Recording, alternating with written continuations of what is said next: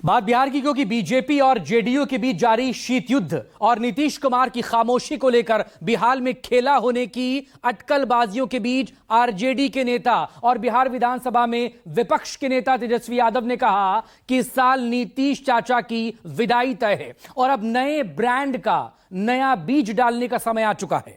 तेजस्वी यादव ने नीतीश सरकार पर अस्थिरता के आरोप लगाते हुए नए साल पर बिहार को नंबर 1 राज्य बनाने का संकल्प लिया। 2025 में नई सरकार बनाने और कल्याणकारी योजनाओं के जरिए आर्थिक और सामाजिक विकास का वादा भी किया है। मुख्यमंत्री नीतीश चाचा जी का विदाई तय है। अभी तो ऐसे ही विदाई यात्रा में घूम रहे हैं, पता नहीं कहाँ घूम रहे, किससे मिल रहे, किससे बात कर रहे, पता ही नहीं चल रहा। तो हम लोग देखिए, बिहार ने उनको मौका दिया, अब वो ही टायर्ड, अब थक चुके हैं। 20 साल में अगर खेतों में एक ही ब्रांड का एक ही बीज अगर 20 साल तक बोगे तो जमीन भी बर्बाद होता है, फसल भी नहीं हो पाता। तो अब समय आ गया है नए ब्रांड का नया बीज लगाने का, और इससे फसलें भी अच्छी आएंगी और आने वाली नस्लों का भविष्य भी बेहतर होगा। तो इस नए साल में बिहार को आगे बढ़ाना है। चाचा की चुप्पी टूटी नहीं, भतीजे ने चाचा की विदाई तय कर दी। 2 दिन के दिल्ली दौरे के बाद बिहार लौटे नीतीश कुमार ने नवनियुक्त राज्यपाल से मुलाकात के बाद भी अपनी खामोशी से सियासी सस्पेंस बरकरार रखा।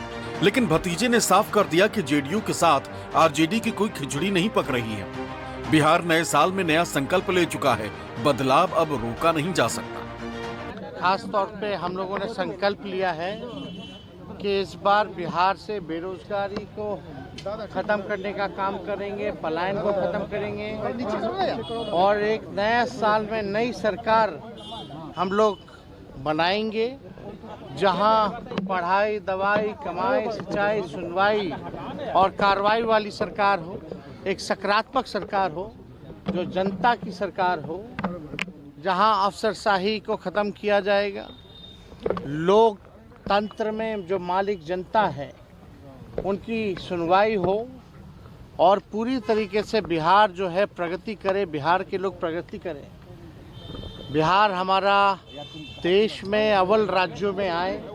एक ऐसा राज्य का हम लोग जो है कल्पना कर रहे हैं, और सब लोगों का आशीर्वाद साथ होगा तो हम जरूर जो है कामयाब होंगे। राज्यपाल से मुलाकात के बाद तेजस्वी ने प्रण लिया कि 2025 में स्मार्ट मीटर हटेगा, 200 यूनिट फ्री बिजली मिलेगी, बिहार से बेरोजगारी का अंधेरा छटेगा, हर घर में नौकरी का सूरज उगेगा। माननीय मुख्यमंत्री जी के पास कोई विजन नहीं रह गया।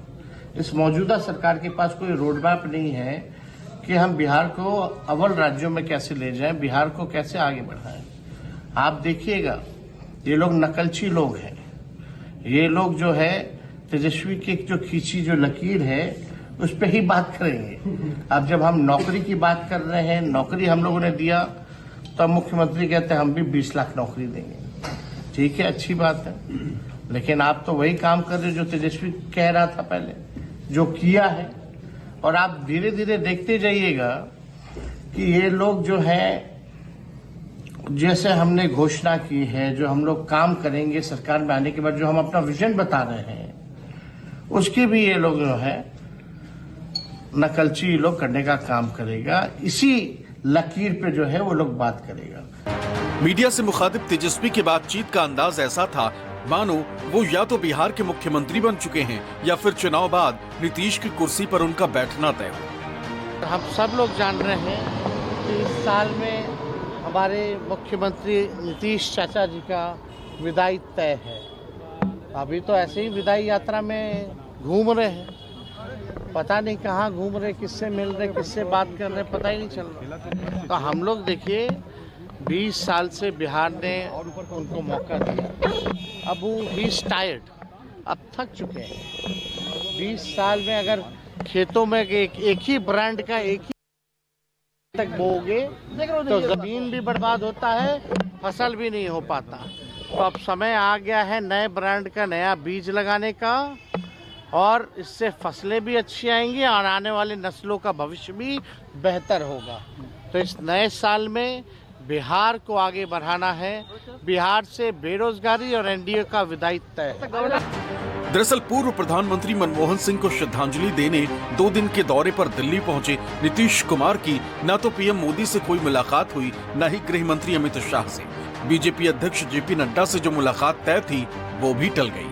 माना यही गया कि नीतीश कुमार बीजेपी के कूचे से बेआबरू होकर दिल्ली से पटना लौटे और इसकी परिणति के तौर पर बिहार में कोई नया खेल हो सकता है। नीतीश कुमार एक बार फिर बीजेपी को गच्चा देकर आरजेडी के साथ जा सकते हैं, लेकिन तेजस्वी के ताजा बयानों से साफ है कि अब बिहार में जो भी होगा वो चुनाव के जरिए ही होगा।